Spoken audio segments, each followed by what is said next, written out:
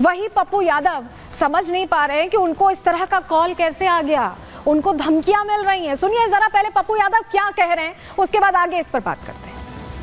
पप्पू यादव जी, आपने लॉरेंस बिश्नोई को नहीं, ये सब बात मैंने पहले मना कर दिया था, बात नहीं पूछेंगे। आप ज्यादा तेज मत बनिए, मैंने आपको पहले आते कह दिया था इस सब का सवाल नहीं होगा। मतलब गिरिराज सिंह अब कोशिश मैंने सीधा कह दिया था, आप तेज मत बनिए।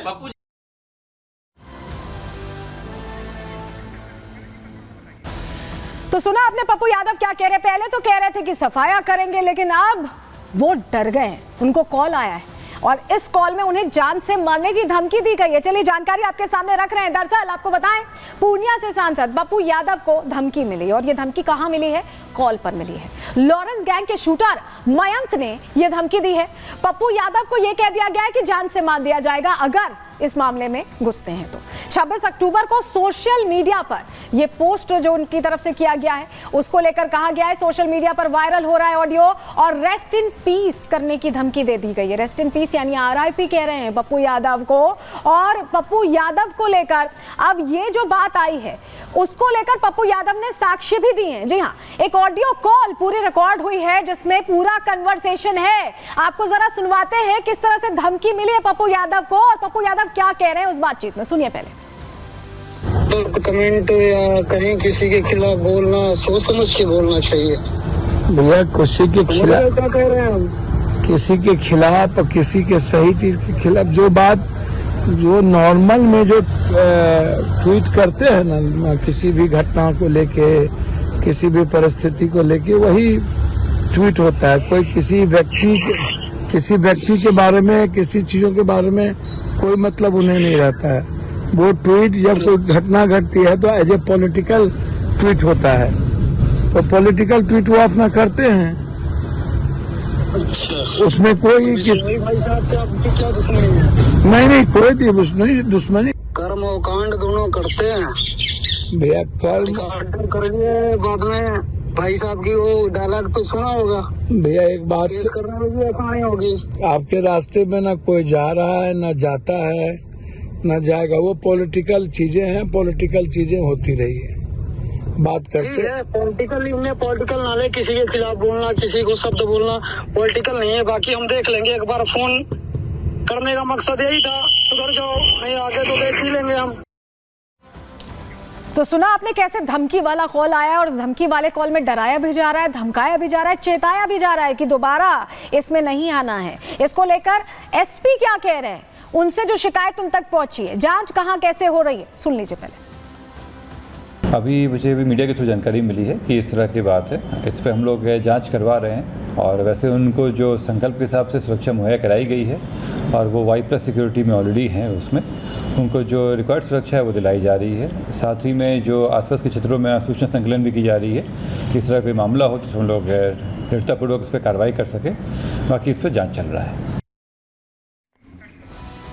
और चलिए जरा आपको एक चिट्ठी दिखा देते हैं। आप पप्पू यादव को जब ये धमकी मिल गई है तो उन्होंने एक चिट्ठी भेजी है गृह मंत्रालय को और ये मांग रखी है कि उनकी सुरक्षा बढ़ा दी जाए। ये देखिए, लॉरेंस बिश्नोई गैंग द्वारा दी गई धमकी को संज्ञान में लेते हुए मेरा सुरक्षा घेरा बढ़ाने हेतु आग्रह पत्र, एक लेटर, रिक्वेस्ट लेटर भेजा गया है पप्पू यादव की तरफ से, क्योंकि अभी उनके पास Y श्रेणी की सुरक्षा है और वो ये चाह रहे हैं कि उन्हें Z सुरक्षा मिल जाए। इसको लेकर बाकायदा उन्होंने कंसर्न जाहिर कर दिया है और गृह मंत्री को चिट्ठी भी लिख दी है। चिट्ठी हमने आपको दिखाई, इसमें सुरक्षा बढ़ाने की मांग रखी गई है और इसको लेकर अब वो चिंतित नजर आ रहे हैं।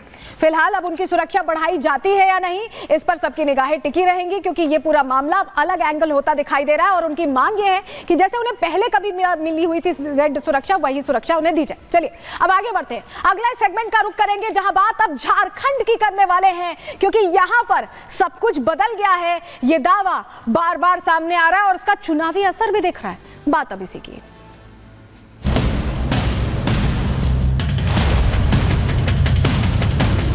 ये 11% बांग्लादेशी घुसपैठिया है। ये झारखंड की सरकार खुद इसको मानती है। आप वापस कहाँ भेज रहे हैं, आप तो खुद पाल रहे। घुसपैठियों का खिलाफ हमें आग लगाना है, झारखंड को सारण भूमि बनाना है।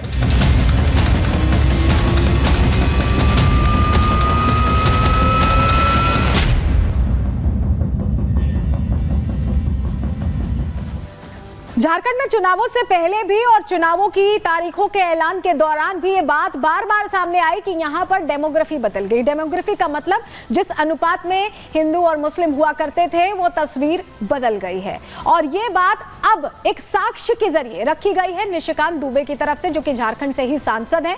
और उन्होंने ये बताया कि 2023 की ये रिपोर्ट बताती है कि कैसे वाकई यहां पर अनुपात में बदलाव हुआ है और हैरान करने वाला बदलाव हुआ है। और इसी पर अब कहीं ना कहीं हेमंत सोरेन सरकार घिरती दिखाई दे रही है, जवाब नहीं दे पा रही है। क्योंकि देखिए जो खुलासे हुए हैं, चलिए आपको सबसे पहले बताते हैं कि खुलासे क्या हुए हैं, क्योंकि आपके लिए जो आंकड़े सामने आए हैं वो हैरान करने वाले हैं और आपके लिए समझना जरूरी है कि आखिर आंकड़ों में कहा क्या गया है।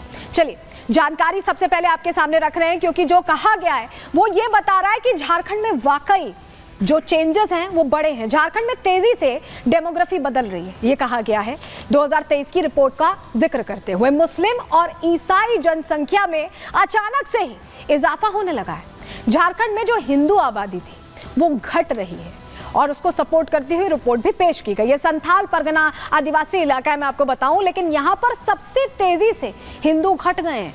आदिवासियों की संख्या भी यहां तेजी से घट गई है, ये जानकारी मिल रही है। इसको लेकर आंकड़े सामने आ रहे हैं। डेमोग्राफी चेंज पर अब बीजेपी सवाल कर रही है, बीजेपी प्रश्न पूछ रही है। झारखंड सरकार इसे बढ़ावा दे रही है, यह आरोप भी बीजेपी की तरफ से लगाए जा रहे हैं। और बीजेपी का यह कहना है कि इससे आदिवासी अस्मिता, जिसके लिए झारखंड जाना जाता है, पहचाना जाता है, वो आदिवासी अस्मिता खतरे में आ गए हैं। यहां तक कि जो आदिवासी हैं उनकी जमीन भी छीनी जा रही है, उनकी जमीन हड़पी जा रही है, ये बात कही गई है। और चलिए आपको जरा वो 2023 का वो पत्र दिखा देते हैं जिसका जिक्र कर रहे हैं निशिकांत दुबे, जिसके बेस पर वो ये बात कह रहे हैं। ये देखिए, ये वो लेटर है और ये झारखंड की जो स्पेशल सेल है उसका लेटर है। तो किसी राजनीतिक पार्टी का इससे कोई लेना देना नहीं है, ये साक्ष्य है, ये रिपोर्ट है 2023 में जो लेटर में लिखा गया है उसकी मोटी मोटी बातें हम आपको बताएं। इसमें ये कहा जा रहा है कि घुसपैठिए बहुत तेजी से यहाँ नागरिक बन रहे हैं और इसको लेकर कुछ किया नहीं जा रहा है। 2023 की रिपोर्ट है, 2024 में इस वक्त हम हैं,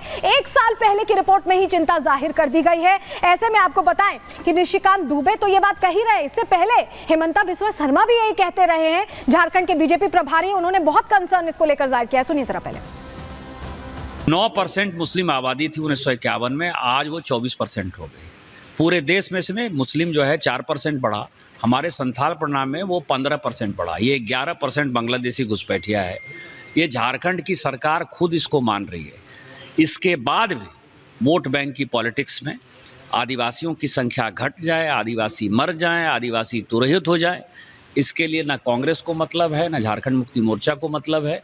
और संथाल परगना एक ऐसे भयावह स्थिति में है कि जो ग्रेटर बांग्लादेश बनने की स्थिति है वो संथाल परगना से उसकी शुरुआत हो रही है। और इस पर जब तक कि एनआरसी लागू नहीं हो जाएगा, आदिवासियों का ज़मीन हम उनको वापस नहीं लौटा देंगे और जब तक बांग्लादेशी घुसपैठियों को यहाँ खदेड़ कर नहीं भगा देंगे, भारतीय जनता पार्टी चैन से नहीं बैठेगी। जहां में ये लिखा गया है कि घुसपैठी आते हैं, मद्रासा में उनका ट्रेनिंग होता है, आधार कार्ड बना दिया जाते हैं, तमाम बातें अभी सामने आ रहा है। हमारा यही मानना है कि ये चुनाव का बाद बीजेपी सरकार बनेगा और हम लोग संथाल परगना में एनआरसी भी बनाऊंगा और घुसपैठी को बाहर भी करूंगा।